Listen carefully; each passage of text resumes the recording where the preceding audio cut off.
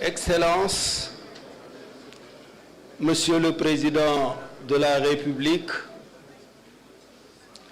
veuillez recevoir tout d'abord mes salutations respectueuses et fraternelles, appuyées par mes remerciements pour l'opportunité que vous nous offrez de participer à ce dialogue national qui, comme vous l'avez dit, fait partie de l'ADN de notre pays.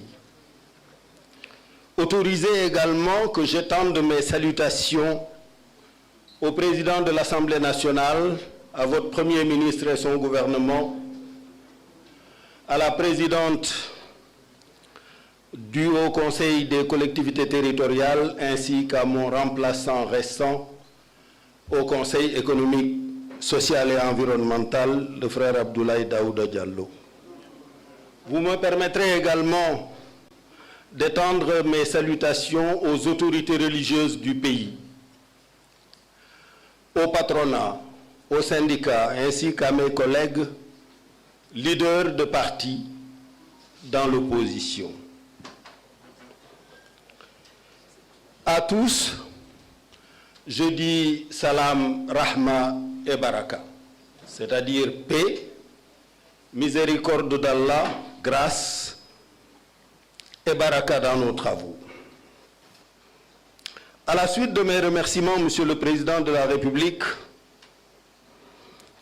pour ce dialogue national dans cet État du Sénégal que vous aurez eu, quoi qu'Allah ait prévu pour votre futur, que vous aurez eu déjà l'honneur et l'immense privilège de diriger pour 2 mandats consécutifs de 7 et 5 ans. Je relisais ce matin le livre hommage à l'un des plus éminents serviteurs de cet État, un frère et un ami cher à nous tous, que j'ai eu l'honneur de côtoyer dans ces lieux entre 2000 et 2004, comme ministre d'État, directeur de cabinet du président de la République, mais aussi comme Premier ministre, et qui est depuis resté un ami inspirant. Je veux parler de l'ambassadeur chef du protocole, Bruno Diatta, un modèle de serviteur de l'État, un modèle de serviteur de la nation.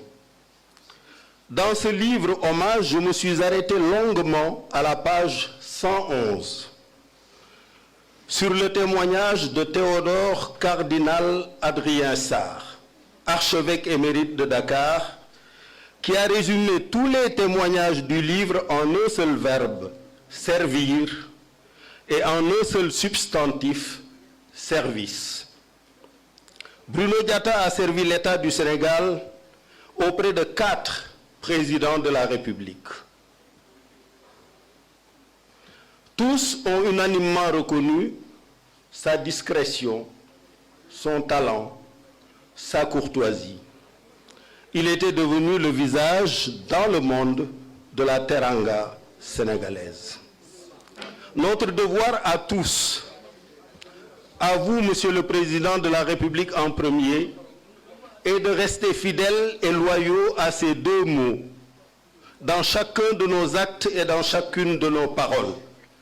Le verbe servir et le substantif service.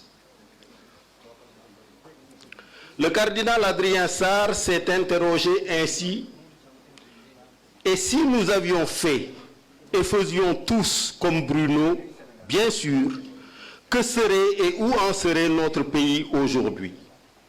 Si chaque leader politique, chaque femme, chaque jeune, chaque ouvrier, chaque patron faisait sien ces 2 mots, servir et service, notre pays serait-il sous la menace de jeunes en colère, manipulés par des leaders politiques qui s'en servent comme bouclier pour leur propre ambition, ou serait-il en chantier partout, dans des champs de céréales, de maïs, de fraises, de papaye, de mangue, d'oliviers, de palmiers et cocotiers, dans des chantiers pour construire des habitats et fournir des logements sociaux à nos concitoyens, dans des chantiers pour s'occuper de doter nos concitoyens d'un environnement sain, de rues propres, de déchetteries organisées, de déchets traités, de points d'eau, de salles de classe, de postes de santé, de pistes de production, d'industries de transformation de nos fruits casamancés en jus et autres délices naturels que nous exporterions après avoir satisfait la demande nationale. Servir, service, deux mots que j'ai retrouvés en 1989 devant l'enceinte de la Woodrow Wilson School of Public and International Affairs de l'Université de Princeton, où il a été écrit « In the service of the nation, in the service of humanity », au service de la nation, au service de l'humanité. Et notre foi nous y invite également. Jésus-Christ, évoqué tout à l'heure, donne une illustration de ces paroles dans le geste du lavement des pieds de ses apôtres. Et il disait à ses apôtres, « Si je vous ai lavé les pieds, moi le Seigneur et le Maître, vous aussi vous devez vous laver les pieds les uns les autres, car c'est un exemple que je vous ai donné pour que vous fassiez vous aussi comme moi j'ai fait. » Et ceci, naturellement, le Coran y fait écho. C'est Dieu qui a créé la mort et la vie afin de vous éprouver pour savoir qui de vous est le meilleur en œuvre. Je suis venu participer à ce dialogue en tant que candidat arrivé deuxième derrière vous à la présidentielle de 2019. Certains pensent d'ailleurs que vous m'auriez pris quelques points pour passer au premier tour. Mais aujourd'hui, c'est avec plaisir que je vous en fais cadeau, vu le bilan que vous avez réalisé. J'attends de ce dialogue les conclusions suivantes. Une démocratie renforcée, des élections claires, libres, transparentes et inclusives, des résultats incontestables qui reflètent l'exacte expression de la volonté et du choix du peuple sénégalais, seul habilité à décider à qui il confie son mandat. Et tout ceci sans aucune entrave. Je convoite d'Allah le Tout-Puissant qu'il préserve le Sénégal, sa paix, son hospitalité, sa teranga, sa tolérance et sa concorde religieuse, qui sont notre projet de société.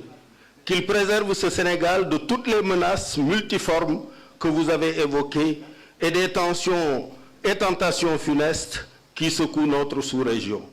Je vous remercie pour votre attention.